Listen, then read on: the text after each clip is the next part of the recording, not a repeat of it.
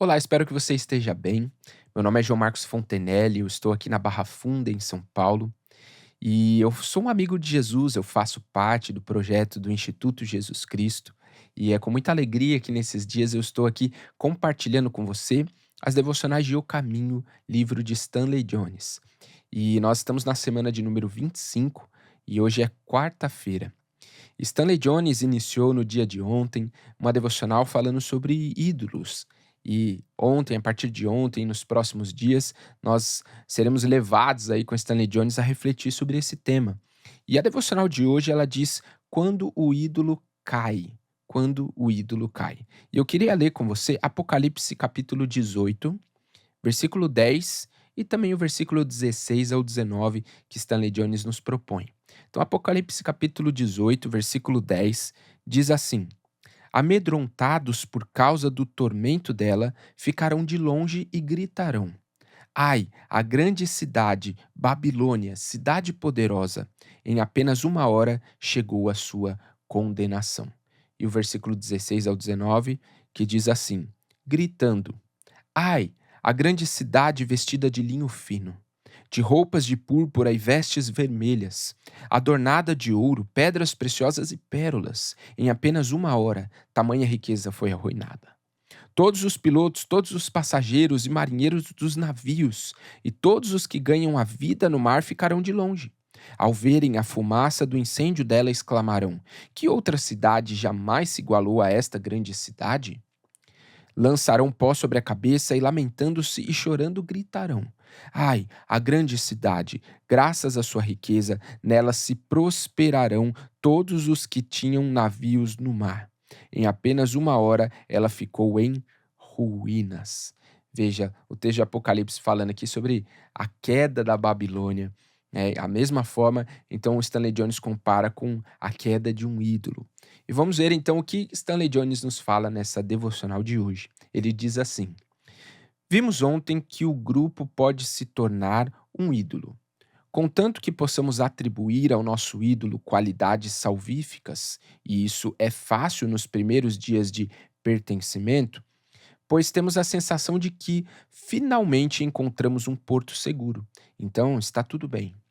Contudo, se surgirem dificuldades no grupo e este se mostrar menos do que perfeito, então o devoto experimenta o sentimento de, entre aspas, estar perdido.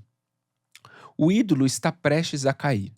Há um sentimento de insegurança tão grande que outro grupo tem de ser formado, excluindo os elementos menos do que perfeitos. O ídolo deve ser restabelecido em seu trono. No colapso, muitos não são capazes de atribuir ao novo ídolo a infalibilidade do anterior e, por isso, passam a vagar espiritualmente como pessoas desabrigadas e perdidas. Já não pertencem a nada. Na América Latina, podemos contar milhões dessas pessoas que se sentem órfãos. Elas se apegaram à, entre aspas, igreja, como tábua de salvação. Tudo estava seguro, pois a igreja era, entre aspas, infalível. Então surgiu a mente moderna inclinada a investigações, e as infalibilidades desmoronaram. As pessoas viram que não havia nada infalível na, entre aspas, igreja, exceto que ela era infalivelmente falível. Ficaram à deriva e não encontraram lugar de descanso entre a infalibilidade e a infidelidade. Assim, a América Latina tem produzido mais infidelidade do que qualquer outro lugar do mundo, exceto talvez a Rússia. A alma da instruída América Latina é um vasto vácuo moral e espiritual no qual tudo se prolifera. O culto da psique e do cupido, o positivismo, o culto da humanidade, os cultos orientais e muitos outros. Por que existe um movimento anticlerical em quase todos os países da América Latina? Atribuiu-se ao ídolo qualidades salvíficas. E então os devotos descobriram que até mesmo o ídolo salvador não havia sido salvo, nem se salvava das fragilidades e pecados humanos. Um sentimento de abandono espiritual se instalou. Abre aspas. Quais são as 3 grandes necessidades de seu país em ordem de importância? Fecha aspas. Perguntei a um brasileiro. Ele respondeu, abre aspas, a primeira coisa de que meu país precisa é Cristo. A segunda é Cristo. E a terceira, Cristo. Fecha aspas. Ele estava certo, pois deste lado do absoluto nós nos apegamos a ídolos. E os ídolos sempre nos decepcionam. Vamos à oração. Ó Cristo, sei que tu e somente tu és o absoluto, nosso lugar de descanso, pois em ti encontramos o Deus absoluto. Gostaríamos de chegar a ti, somente a ti, pois em ti estão todas as coisas. Tu és o caminho, fora de ti não é o caminho. Então eu me achego a ti. Amém. E a afirmação do dia, abre aspas, seguiram ídolos inúteis, tornando-se eles mesmos inúteis. Fecha aspas. 2 Reis 17:15. Eu me torno semelhante àquilo que adoro.